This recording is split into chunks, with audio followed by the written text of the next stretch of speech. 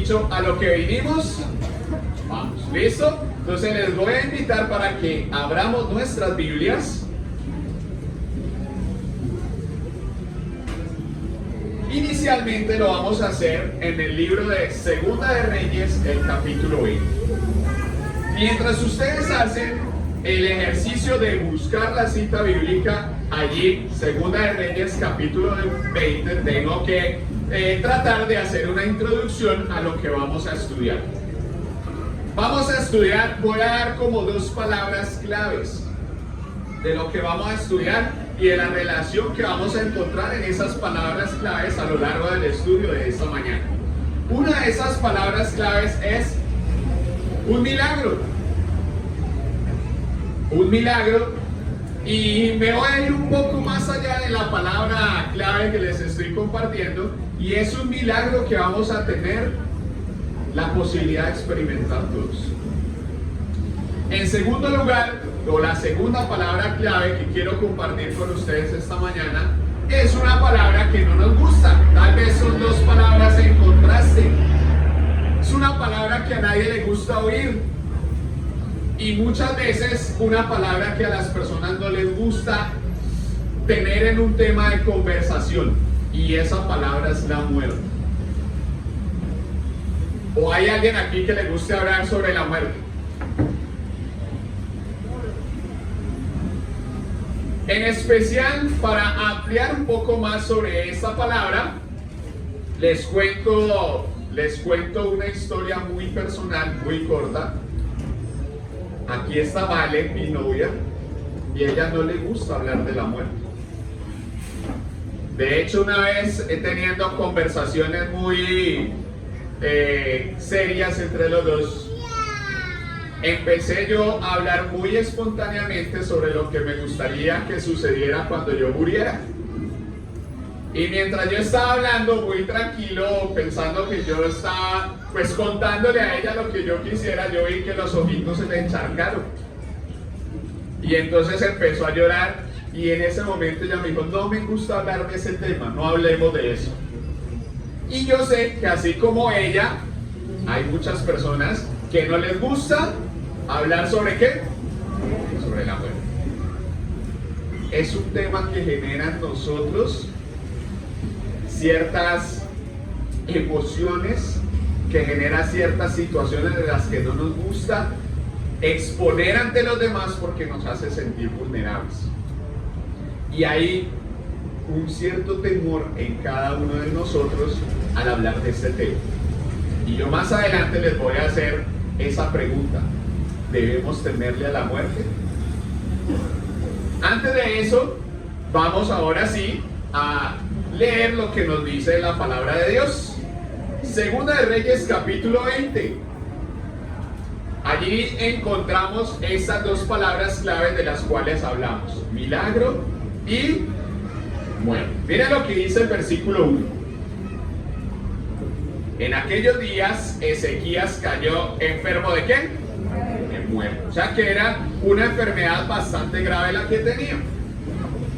Y vino a él el profeta Isaías, hijo de Amós, y le dijo: Jehová dice así: ordena tu casa, porque morirás y no vivirás.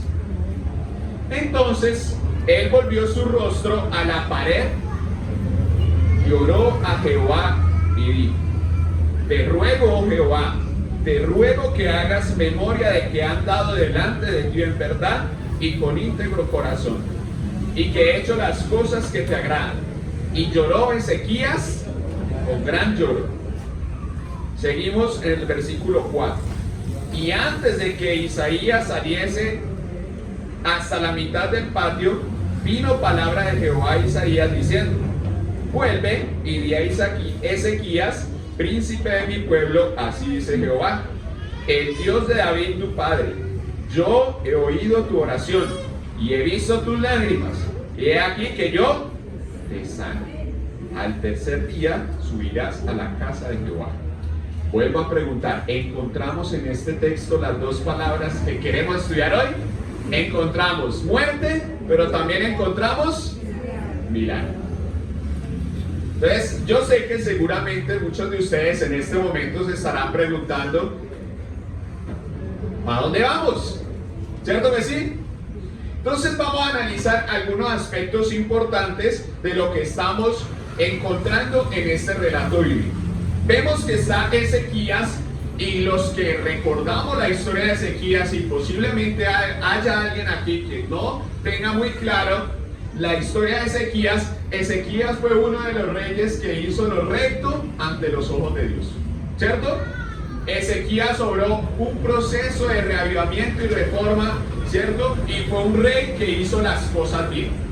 Sin embargo, a pesar de esa situación, llegamos al punto en el que aquí se nos relata que cayó enfermo y era una enfermedad mortal. Y yo estoy seguro, como lo dije al inicio, que para muchos de nosotros, si alguno de nuestros familiares lo ha tenido que vivir, posiblemente alguien de los que está aquí haya tenido que vivir, que usted vaya al médico y que el médico diga lo que tú tienes no tiene cura, es una noticia supremamente. Saber que un familiar cercano, saber que uno mismo tiene una enfermedad, llámese como se llame esa enfermedad, y que no hay cura, genera sí o sí en la persona un sentimiento que no se puede describir. Solamente la tristeza puede embargar el corazón. ¿Es así o no es así?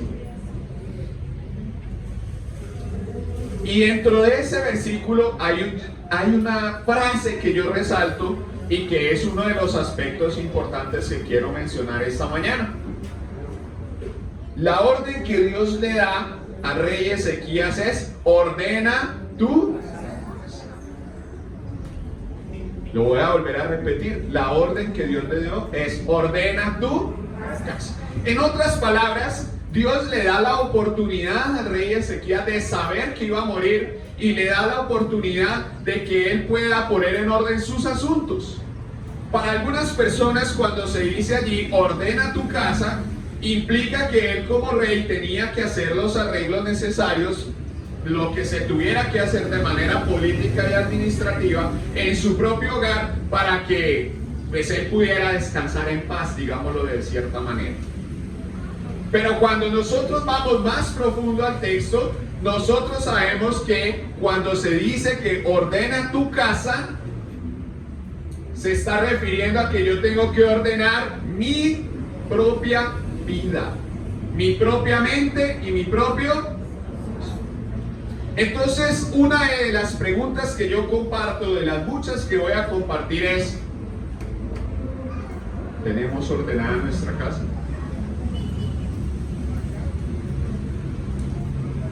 Y otra pregunta que yo quisiera hacer: ¿qué es ordenar mi casa? ¿Qué es lo que tengo que hacer? ¿Cierto? ¿Cuáles son las acciones que yo debo llevar a cabo para poder ordenar mi casa? Ahí les dejo esa pregunta, pero Ezequías recibió esa orden: ordena tu casa.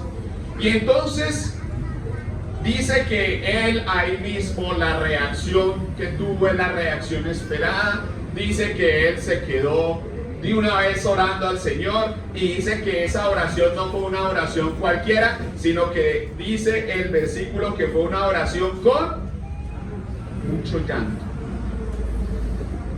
Porque a pesar de que Ezequías era un rey conforme a lo que Dios quería, era un ser humano como tú y como yo. Y como ser humano, el hecho de saber que su vida iba a llegar a su fin no le producía ni la más mínima felicidad.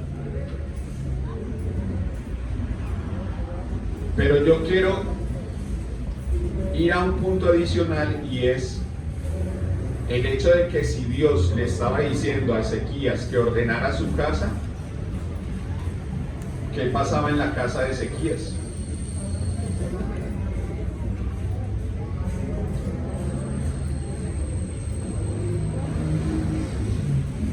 Y hago pausa antes de avanzar con la siguiente parte del estudio, Porque yo he enfatizado que Ezequías era un rey bueno.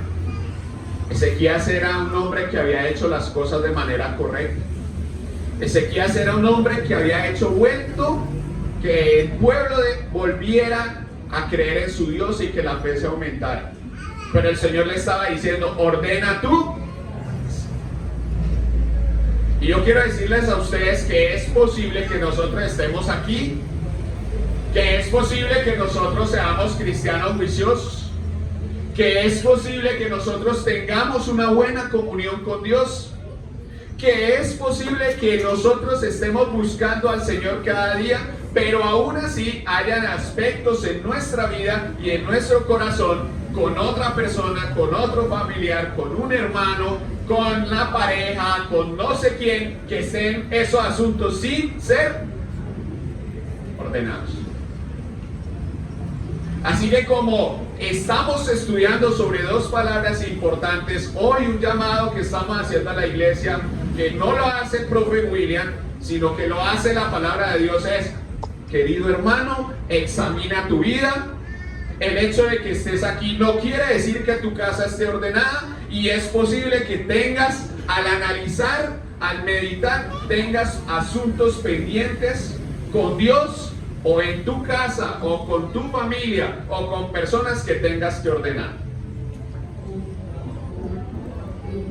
Mis queridos hermanos, yo ando en moto, los que debieron llegar,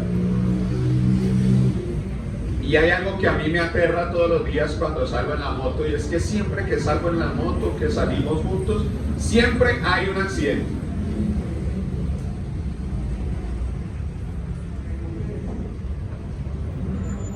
Y cuando yo paso por el accidente y trato de ser prudente al manejar, y trato de ser lo más precavido al conducir, porque las personas que conducen saben lo que es conducir en Cali, ¿cierto? Ustedes saben que en Cali ni siquiera se puede cruzar un semáforo en verde con la tranquilidad de que es tu derecho de pasar el semáforo en verde, ¿cierto que sí? Entonces, cuando yo salgo en la moto y regreso a casa,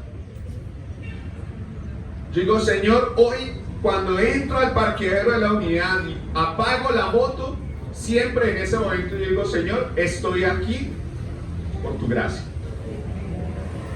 Y tengo el temor infinito de que algún día tenga que salir y no sea yo el que está pasando al pie del accidente, sino que sea yo el del accidente. Y por eso cada mañana, por eso cada vez que tengo la oportunidad, le digo a mis estudiantes: esto que estoy compartiendo con ustedes, se lo he compartido a mis estudiantes. Les digo: muchachos, no dejen que pase un solo día sin que usted esté a cuentas, porque no sabemos en qué momento nosotros seremos llamados a descansar. Y retomo una pregunta que ya había hecho: ¿le tenemos miedo a ese momento? ¿Se nos daña el día? De pronto usted venía aquí con la esperanza de decir: uy, yo quiero escuchar, y sale el profe William hablando de la muerte, ¿no?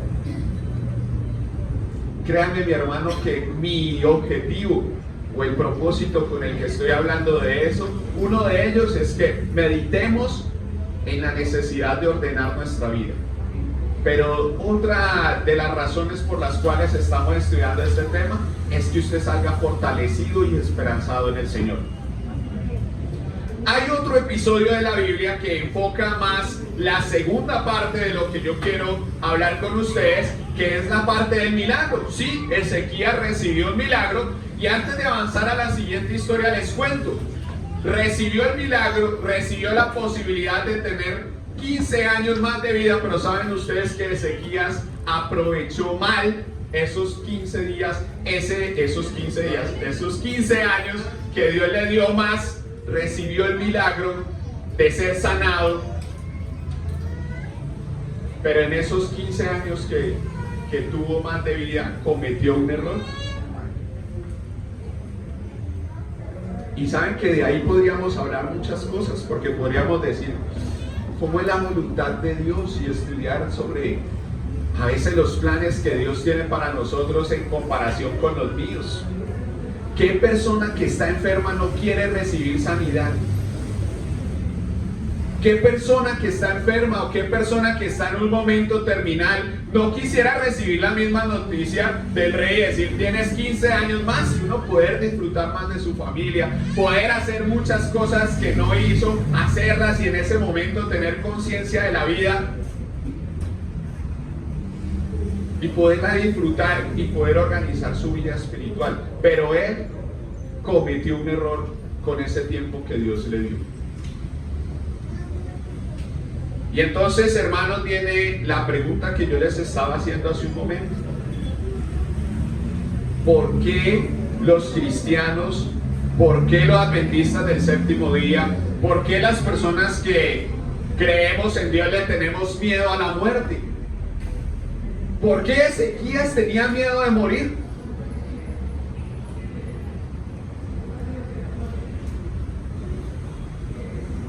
Y viene otra pregunta, que son preguntas para que ustedes mediten ellas a la luz de lo que estamos estudiando. Y aquí viene un punto importante. ¿Saben que muchos de nosotros le tenemos más miedo a la primera muerte que a la segunda? ¿A cuál muerte debería temer más usted? ¿A la primera o a la segunda? ¿Y quién ha escuchado usted alguna vez? Yo voy a hacer una mini encuesta. ¿Cuántas personas usted ha escuchado alguna vez? ¡Ay, qué miedo morir en la segunda muerte! ¿Alguien ha escuchado a usted preocupado por eso? Todos, como seres humanos, pensamos y tememos y nos da miedo y nos da escalofrío pensar en la muerte física, en el hecho de dejar de existir en este mundo. Pero la idea que yo quiero compartir con ustedes a través de lo que estamos estudiando es que sí, como seres humanos podemos tenerle miedo a la muerte, pero a la muerte que debemos temer no es a la primera, sino es a la muerte segunda. Y vamos a ver por qué. ¿Cómo vamos hasta ahí? ¿Bien? Bien, no, yo sé que todavía no bien porque quedaron preocupados. Después de saludar, estaban sonrientes. Cuando hicimos el saludo, todo el mundo estaba ahí. Y ahorita que empezamos a hablar de la muerte, que yo sé que ya está todo otra vez. Entonces, como que toca avanzar para ver si la palabra de Dios nos vuelve a hacer sentir contentos. Miren, yo estoy contento, o sea que esto debe tener un final feliz. ¿Creen ustedes? Hemos hablado de la muerte, nos falta hablar de ¿qué? El milagro, ¿cierto? Y vemos que en la historia de Ezequías el milagro se ejecutó, ¿cierto? Dios le dio una nueva oportunidad a Ezequías, aunque él utilizó esa oportunidad mal. Pero vamos entonces a enfocarnos en la segunda parte, que es en el milagro. Y es un milagro que yo digo que muchos de los que estamos aquí, todos, no sé, solamente Dios lo sabe, vamos a tener la oportunidad de experimentar. Vamos a ir al Nuevo Testamento, en el Evangelio según San Juan, como se denomina, o vamos a decirlo de la manera corta. Juan capítulo 11. En Juan capítulo 11 encontramos una historia que tiene exactamente los mismos dos ingredientes. ¿Cuáles son los dos ingredientes? Muerte y milagro.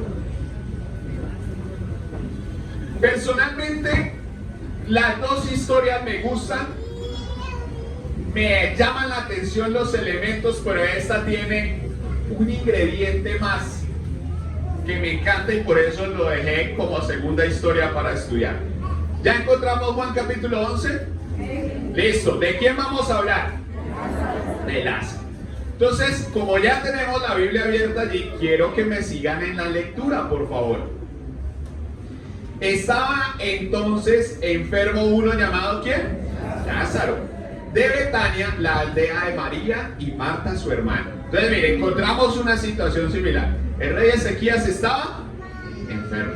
Lázaro también estaba enfermo, ¿cierto? Versículo 2. María, cuyo hermano Lázaro estaba enfermo, fue la que ungió al Señor con perfume y le enjugó los pies con sus cabellos. Hace una aclaración allí interesante. Versículo 3. Enviaron pues las hermanas para decir a Jesús: Señor, he aquí el que amas está enfermo. Oyéndolo, Jesús dijo: esta enfermedad no es para muerte, sino para la gloria de Dios, para que el Hijo de Dios sea glorificado en ella. Yo quiero que paremos allí la lectura un momento. La Biblia, cuando se lee la Biblia, a mí me gusta imaginarme la situación, las emociones, la circunstancia que uno está estudiando. Entonces, quiero que usted haga el mismo ejercicio. Usted es María, usted es Lázaro, usted es Marta, ¿cierto? Vamos a decir, yo tengo mi hermano está enfermo. Y yo tengo la posibilidad de decirle: Jesús, mi hermano está enfermo, está mal. Yo le mando la razón, ¿cierto? Y Jesús me contesta: no me preocupe, esa enfermedad no es para muerte. El nombre del Señor será glorificado. ¿Cuál es mi reacción?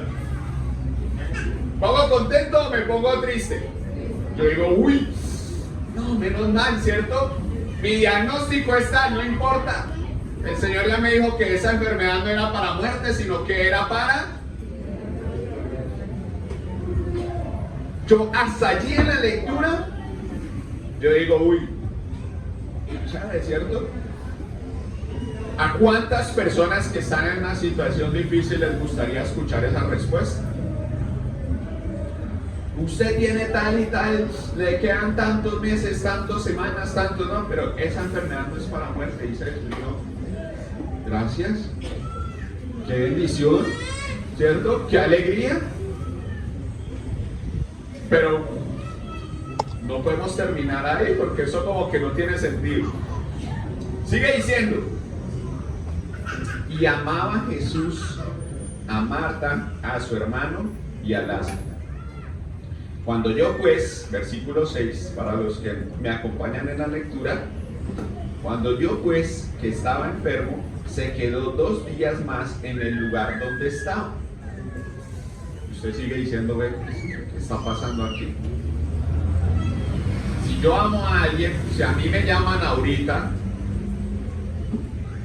el celular me suena y dice: su mamá está enferma, ¿qué creen que hago yo? Hermanos, la muerte no hay que temer, Dios está bien con nosotros, Dios les bendiga, nos vemos, ¿cierto? ¿Haría uno así? No sé cuál sería la reacción de cada persona.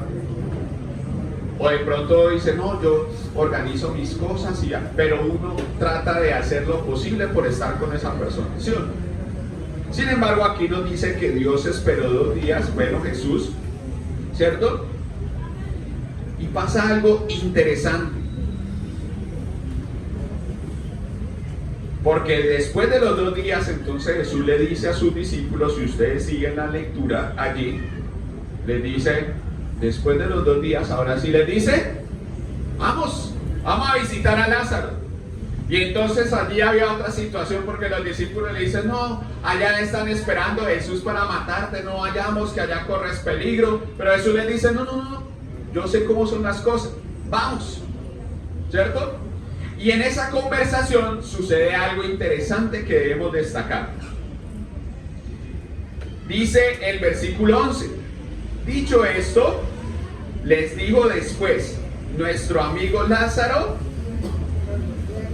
duerme, mas voy para despertar. No, avancemos. Versículo 12. Dijeron entonces sus discípulos: Señor, si duerme, sanará.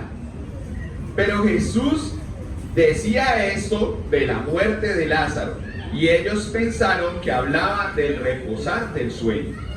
Entonces Jesús les dijo claramente: Lázaro ha muerto. Y me alegro por vosotros de no haber estado allí para que creáis, mas vamos a ir. Yo le invito nuevamente a que usted haga el ejercicio y ahora piense que usted es un discípulo. y hagan recuento de la historia. Jesús está en un lugar, le dicen, vea Jesús, Lázaro, como lo leímos en el versículo, el que usted ama, su amigo, esa persona tan cercana a usted está enfermo. Y él dice, no me preocupen, esa enfermedad no es ¿para qué? Para muerte. ¿Pasaron cuántos días? Y ahora sí dice, vamos. Y todos los discípulos, pero ¿cuál es el afán? ¿Cierto? Porque él les dijo que Lázaro estaba ¿cómo? Dormido. ¿Cuál es el afán? No, si él está durmiendo, si ya está durmiendo, quiere decir que él se puso. Entonces Jesús ahí les tuvo que aclarar, no señores, Lázaro va.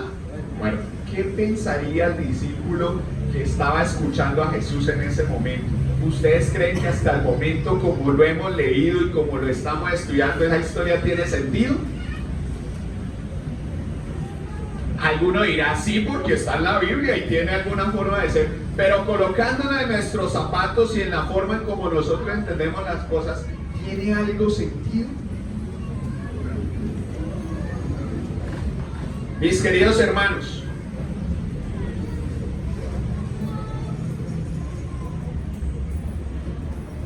un asunto importante. ¿Quién era Lázaro? ¿Quién era Marta? ¿Y quién era María? Amigos de Jesús, cercanos a Jesús, ¿cierto? Por favor, ténganlo allí en mente. Jesús dice, no voy. Llega el momento en el que dice, sí va. Y segundo aspecto importante que menciona, él dice que la muerte es un sueño.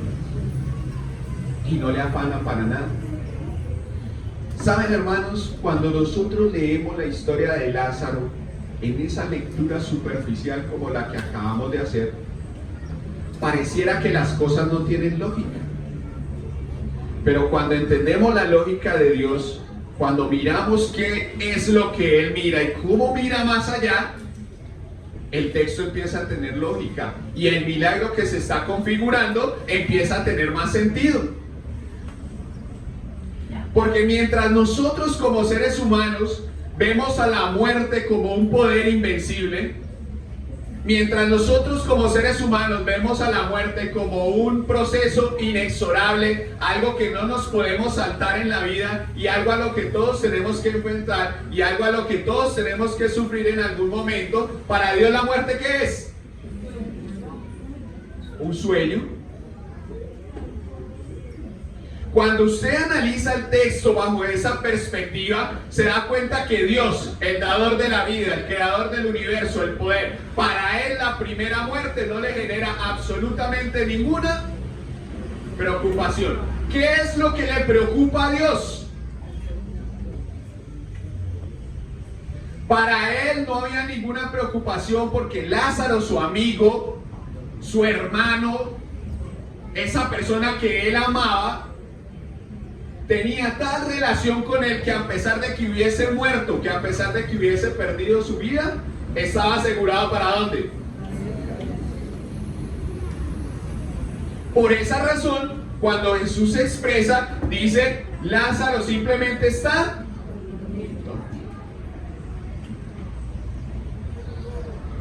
Entonces hago referencia a este texto porque quiero que nosotros entendamos que para Dios este milagro, para Jesús, tenía un significado muy especial y ese significado tiene un mensaje para nosotros hoy.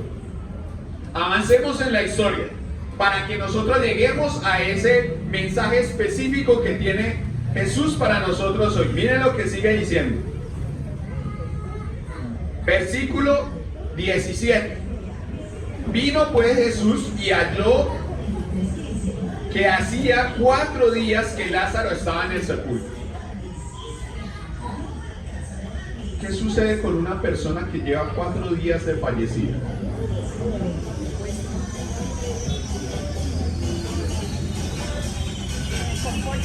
Ya está en una situación que es un proceso natural que avanza en el cuerpo. Un cuerpo sin vida tiene que sufrir un proceso de descomposición. Avanzo al versículo 20, donde dice, entonces María, cuando oyó que Jesús venía, salió a encontrarle pero María se quedó en casa. Y Marta dijo a Jesús: Señor, si hubieses estado aquí, mi hermano no habría. ¿Qué le preocupaba a ella? ¿Qué le preocupaba a ella? La primera muerte, la muerte física, la muerte que todos tenemos que enfrentar. Y ella, cuando mandó el mensaje a Jesús, cuando le enviaron la razón a decirle, seguramente su deseo era que Jesús viniera al lugar donde estaba, ¿cierto? Que así como ellos habían visto que había sucedido con muchas otras personas, Jesús le tocara, Jesús hablara, o incluso ella deseaba que desde allá, desde ese lugar donde estaba Jesús, Jesús dijera: Lázaro, sé sano, y él quedara sano inmediatamente. Esa era su preocupación, ¿sí o no? Porque ella le dice: Jesús, si tú hubieras estado aquí, Lázaro no habría muerto. Pero en medio de la desesperación, en medio del desconsuelo y en medio de la tristeza que ella tenía, dice lo siguiente: mas también, versículo 22, sé ahora que todo lo que pidas a Dios, Dios te lo dará. Y mire lo que le dice Jesús: tu hermano resucitará. Y es muy lindo cómo ella, en su humanidad, en su relación con Jesús como su amigo, le dice con fe todavía, en medio de una situación difícil, le responde con fe, ¿cierto que sí? Le dice: Señor, yo sé que Él resucitará ya en el día postrero, yo sé que Él se va a levantar. ¿Qué persona iba a pensar, o en la mente de ella, qué iba a imaginar, que cuando Jesús decía que iba a resucitar, era porque lo iba a resucitar ahí mismo?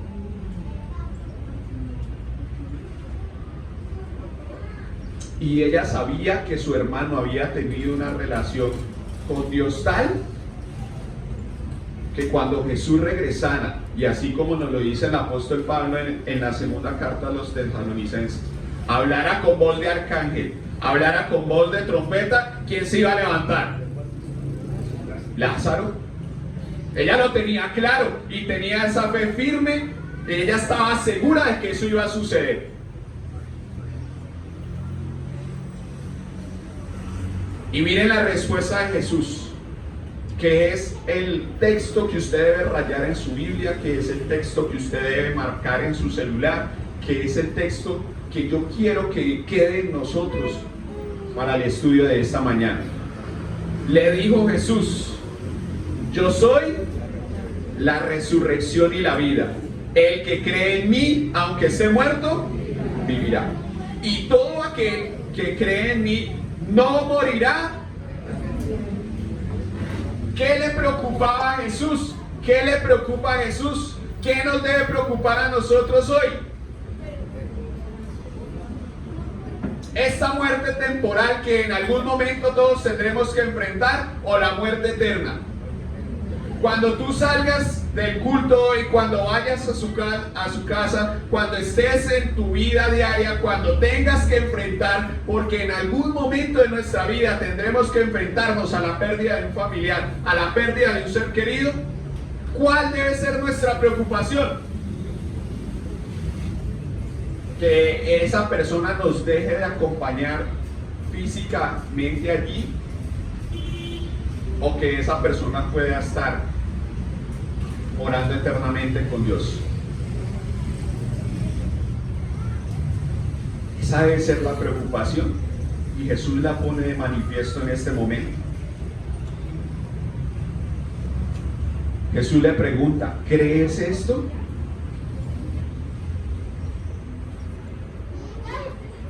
Y ustedes me podrán decir en este momento que es una pregunta que muchas personas han leído por encima. Es una pregunta que muchas personas no han entendido la profundidad de lo que dice esa pregunta. Y yo se las hago a ustedes esa mañana. ¿Creen esto? Porque una cosa es decir que yo lo creo, y otra cosa es en realidad. Yo he contado una experiencia muchas veces en muchos sermones, pero creo que para este aplica más que para cualquier otro. Yo estaba el año pasado, 8 de febrero, sí, 8 de febrero 2019, dando una clase. Estábamos en alternancia con grado sexto, recuerdo exactamente ese momento. Y yo estaba dando mi clase normal y estábamos con los muchachos, vean para aquí, vean para allá. Cuando yo llego y mi celular, que yo lo tenía al pie, empieza a sonar, cuñada. Yo nunca hablo con mi cuñada por teléfono, o que ella me llame a mí, siempre hablamos a través del de mi hermano, y él me la pasa y hola, ¿cómo estás? Pero que ella me llame a mí.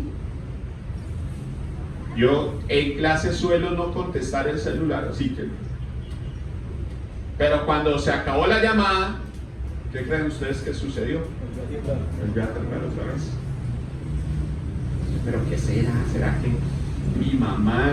Yo a veces he regañado a mi mamá porque ella me llama cuando yo estoy trabajando y yo digo, mamá, en clase no puedo contestar. Mínimo es que está allá con ellos y no tienen minutos. Y cuando tercera vez, y cuando usted sabe que algo poco usual está pasando, ¿qué es lo primero que usted piensa? Exactamente, algo malo sucedió. Así que yo, chicos, esperen un momentico, silencié la clase, contesté la llamada porque ya el corazón se me había acelerado, yo sabía que algo malo había pasado.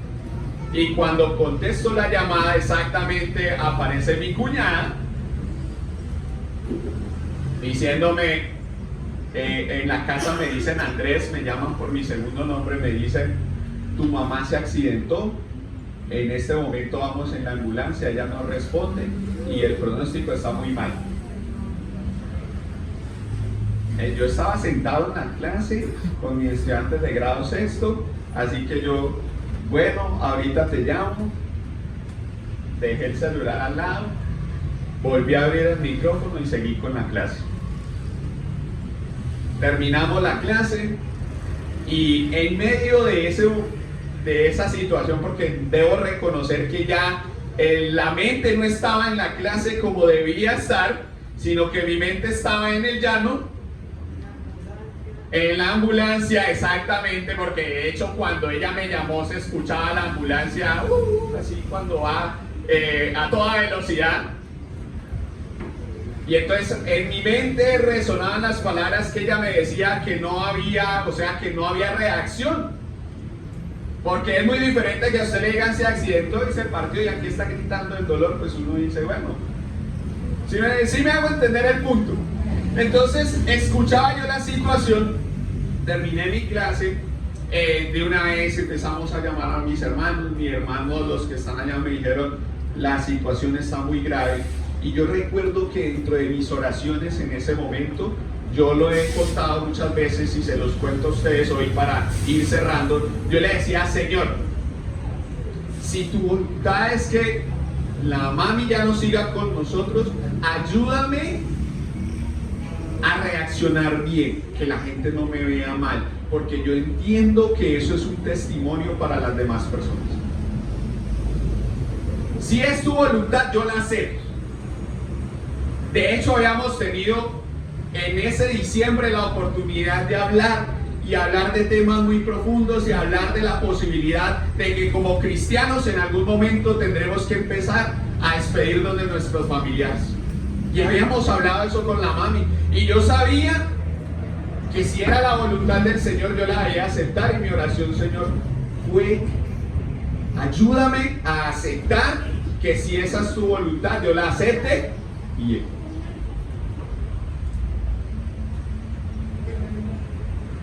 afortunadamente, para resumirle la historia, la mami se recuperó y hoy están en un proceso de recuperación que fue muy difícil, que aún no termina después de más de un año que sucedió, pero fue una situación que puso a prueba nuestra, y Marta y María estaban experimentando una situación que estaba poniendo a prueba su fe, porque cuando a uno le hablan de su vida cuando le hablan a uno de su permanencia, cuando le dicen a uno, le tocan a uno lo que uno más ama, que es su propia existencia, ahí es cuando la fe es puesta. Y el Señor está diciendo algo tan sencillo como es: entiendo tu situación como ser humano. Entiendo que cuando a ti te den un diagnóstico que no esperas, eso produce miedo, eso produce temor y pone a prueba la fe. Entiendo que cuando te llega una llamada y estás recibiendo una noticia de un familiar, de un ser querido, de una persona que amas, que ya no está en medio de nosotros, yo sé que eso duele.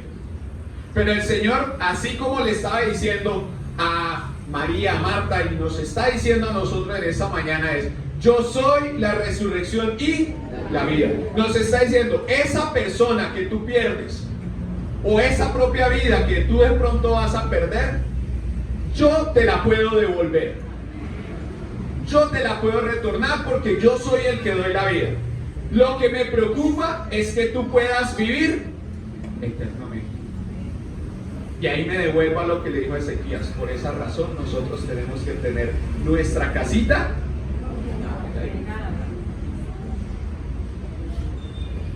Y miren lo que la respuesta, yo les invito a que ustedes mediten en esa conversación que ellos tuvieron, porque es una conversación tan profunda que yo no puedo en este espacio, en el tiempo que tenemos, hablar de todos los detalles.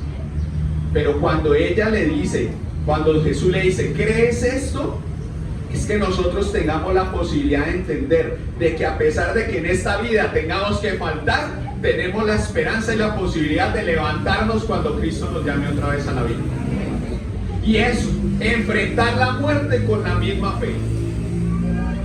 Y en el versículo 27 ella le contesta y le dice: sí, Señor, yo he creído que tú eres el Hijo de Cristo. Perdón, eres el Cristo, el Hijo de Dios, que has venido a este mundo. Mis hermanos, termino con la parte culminante de esta historia, porque allí nos sigue contando. Es interesante cómo allí Juan nos cuenta cómo Jesús, eso fue de camino. Él iba para la casa, ella sale al encuentro, habla con ella, avanza directo a la tumba donde está Lázaro. Y yo quiero que nos saltemos a ese punto culminante, porque ese es el que lo debe llevar a usted feliz y contento a su casa. Ese texto es el que le debe dar a usted la posibilidad de sentarse en algún momento con su esposa y decirle: mi amor, si en algún momento yo llego a faltar, ponerse a cuentas con ella. A usted, mi querida hermana, ese texto es el que le da la posibilidad de usted sentarse y decirle a su esposo: mi amor, las cosas son así y así, la casa es así y así, los negocios son así y así y así, y todo así y así. Y también la posibilidad de arrodillarse ante Dios y decirle: Señor, aquí te entrego mis cosas, con sus hijos, con esas personas con las que usted tiene conflicto.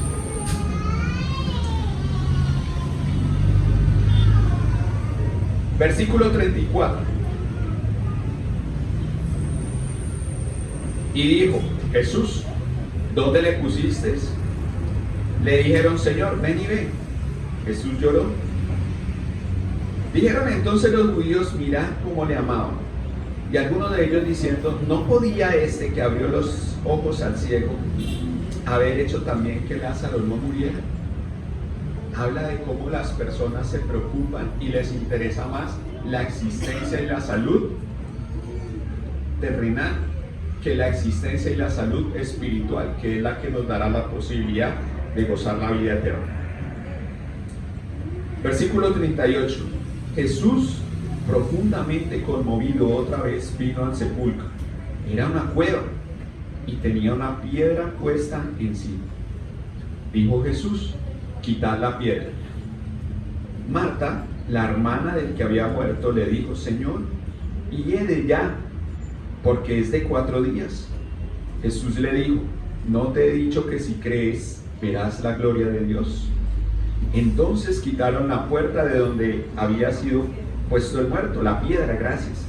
Y Jesús, alzando los ojos a lo alto, dijo: Padre, gracias te doy por haberme oído. Yo sabía que siempre me oyes, pero lo dije por causa de la multitud que está alrededor, para que crean que tú me has enviado. Y habiendo dicho esto, clamó a gran voz: Lázaro, ven fuera. Hermanos, váyase con esta imagen para su casa. Cuando estamos estudiando la Biblia en el libro de Génesis, ¿cómo creó Dios la tierra? Con el poder de su voz, ¿cierto? Dijo: sea la luz, y la luz fue hecha. Sepárense las aguas de las aguas, y las aguas se separaron.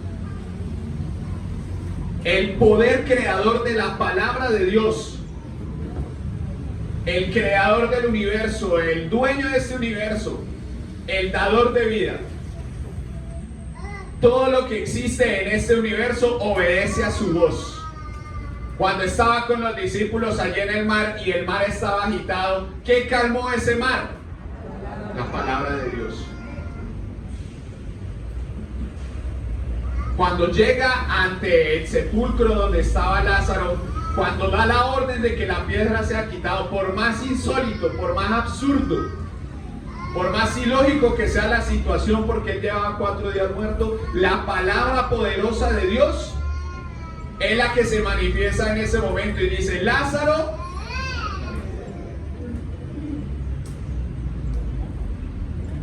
y Lázaro salió. Y Lázaro salió. Hermanos, yo personalmente he decidido creer en un Dios cuya palabra tiene el poder de devolver la vida a cualquier persona, en cualquier estado, en cualquier situación. Así como yo les cuento de esa historia mía personal, que yo le decía: Señor, yo quiero que tú me des la fe para enfrentar esta situación, y se lo sigo pidiendo.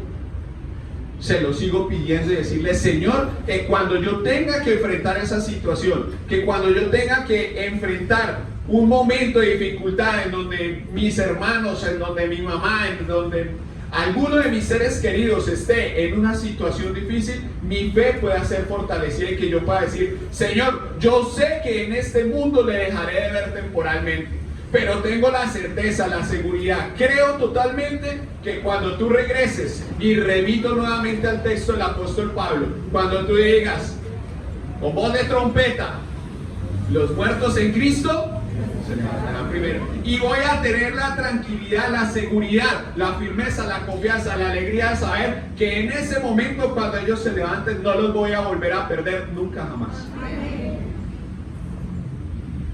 Así que, mis queridos hermanos, en esta situación quería leerles un texto muy hermoso, pero se los voy a dejar de tarea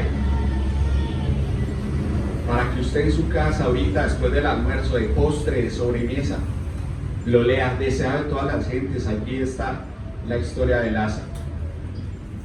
Elena de White relata a través de su pluma de una manera espectacular